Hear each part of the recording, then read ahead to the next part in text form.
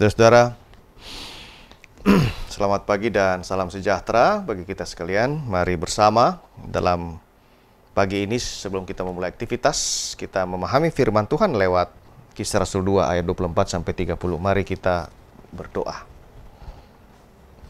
Terima kasih Tuhan, kami boleh bersukacita pada pagi yang indah ini. Kami merasakan kasih karunia dan berkat pertolongan-Mu, jamahan-Mu. Dan kini ya Allah Tuhan, kami akan memahami kebenaran firman-Mu. Berkati dan pimpin kami Tuhan, dalam tuntunan kasih kuasa Roh Kudus, untuk kami boleh sungguh memahami firman Tuhan pada pagi yang indah ini. Tuhan tuntun, Tuhan berkati, dan dalam kasih-Mu, di kami diberi kemampuan untuk memaknai firman Tuhan ini. Dalam kuasa kasih Yesus Kristus. Amin. Saudara-saudara, mari kita lihat dua Kisah Rasul, pasalnya yang kedua, mulai ayatnya yang ke-24. Tetapi Allah membangkitkan dia dengan melepaskan dia dari sengsara maut, karena tidak mungkin ia tetap berada dalam kuasa maut.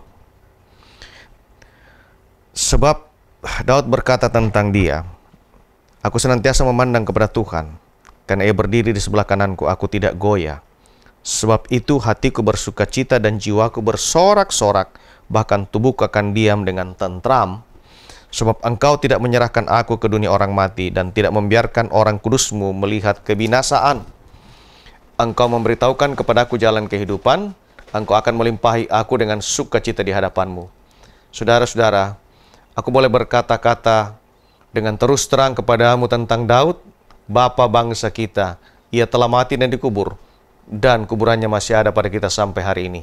Tetapi ia adalah seorang nabi, dan ia tahu bahwa Allah telah berjanji kepadanya dengan mengangkat sumpah bahwa ia akan mendudukkan seorang dari keturunan Daud sendiri di atas tahtanya. Saudara-saudara, tentram karena ada sukacita, tentram karena sukacita. Ayat 26 berkata, "Sebab itu hatiku bersukacita dan jiwaku bersorak-sorak, bahkan tubuhku diam dengan tentram." Suasana hati seseorang, suasana hati kita kadang dalam keadaan labil. Karena kadang bisa baik, tetapi bisa saja tiba-tiba suasana hati menjadi penuh dengan gejolak. Bahkan kadang apa yang bisa kita katakan, hati kita seperti ada sesuatu yang kurang baik dalam hati. Nah saudara, sedikit banyak perubahan ini dipengaruhi oleh kepribadian yang dimiliki oleh setiap kita manusia. Orang yang optimis akan cenderung memiliki suasana hati positif, sementara orang yang pesimis cenderung suasana hatinya menjadi negatif. Paulus adalah contoh orang yang suasana hatinya sungguh positif, karena kepribadian yang dimiliki oleh Paulus adalah sangat optimis. Hal tersebut terbukti dari caranya menyikapi setiap keadaan. Bahkan 1-2 kali ia menghadapi masalah saat dalam pelayanan, tetapi Paulus mampu mensikapinya dengan tenang karena ia percaya Allah pasti akan membuat segala sesuatu indah pada akhirnya dalam setiap pelayanan. Saudara-saudara, mungkinkah kita bisa menjadi orang dengan sikap hati positif seperti seorang Paulus? Bila Paulus bisa, seharusnya kita pun bisa sebagai anak-anak Tuhan. Apalagi berulang kali Paulus membuka rahasianya, yaitu memiliki hidup yang selalu penuh dengan Roh Kudus. Paulus berkata, hidup ini harus selalu penuh dengan Roh Kudus. Dan manakala seseorang dipenuhi oleh Roh Kudus, maka apa yang disebut dengan buah-buah roh akan nyata dalam kehidupan setiap orang percaya. Saudara-saudara, dalam Galatia pasal 5 disebut, tetapi buah roh ialah kasih, sukacita, damai sejahtera, kesabaran, kemurahan, kebaikan, kesetiaan, kelemah lembutan, dan penguasaan diri. Itu kata Paulus. Saudara-saudara, supaya kehidupan kita dipenuhi oleh Roh Kudus, maka hubungan pribadi kita dengan Tuhan harus senantiasa terpelihara baik. Dan inilah yang kerap tidak dapat dilakukan oleh banyak anak-anak Tuhan pada saat kini. Inilah yang banyak kita lupakan.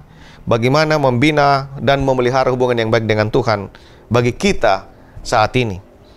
Akibat apa? Mungkin ada pergumulan, ada persoalan, ada masalah-masalah, dan di sanalah apa yang kita sebut hubungan dengan Tuhan kadang-kadang menjadi hal yang tidak benar. Nah, firman Tuhan hari ini mengingatkan kepada kita, apapun keadaanmu, izinkanlah apa yang kita sebut hubungan dengan Tuhan harus senantiasa terpelihara dengan baik.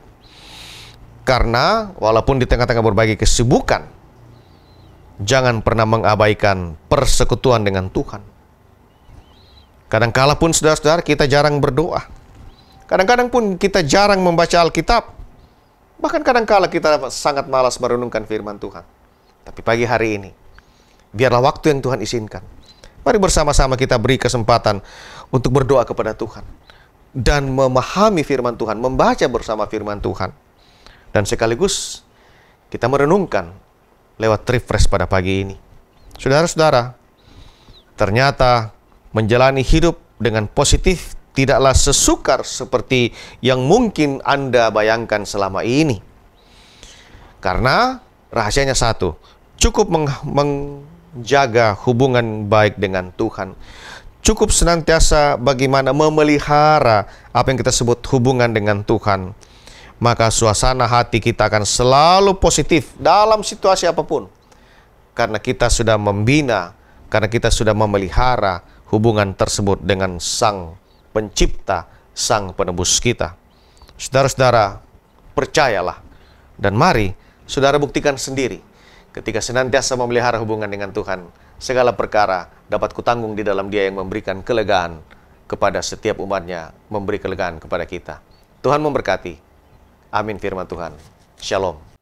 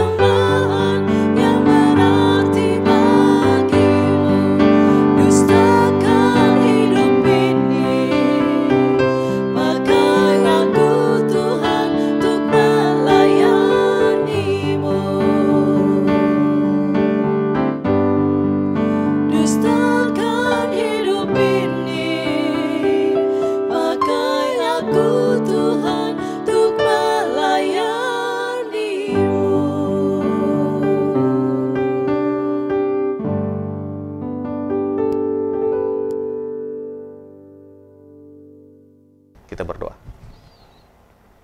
Bapa, terima kasih untuk firman-Mu. Ajarlah kami untuk memelihara hubungan kami dengan kuasa kasih-Mu. Memelihara hubungan kami dengan Sang Juru Selamat, Yesus Kristus Tuhan dan Juru Selamat. Tolong kami, bimbing kami, dan mampukan kami senantiasa dalam hidup ini. Diberi kemampuan menghasilkan buah-buah roh dalam hidup kami. Karena penyertaan, karena perkenan kasih sayang Tuhan. Tuhan menolong dan memimpin hidup ini. Dalam kasih Yesus kami pinta. Amin.